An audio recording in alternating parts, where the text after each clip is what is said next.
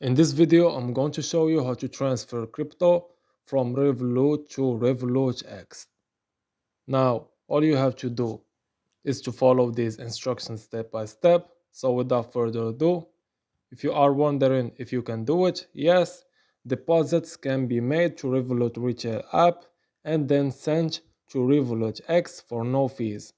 You can access Revolut X platform and on the homepage select deposit. For tapping up in the top right corner for tap apps, choose the balance from your retail app in crypto or USD using available currency. Enter the amount and confirm. A pop-up will appear asking you to confirm the two-factor authentication in your main Revolut app. As you can see here, just tap deposit in the top right corner and then just follow the instructions I just told you now, step by step. I hope this video was helpful. As always, thank you for watching.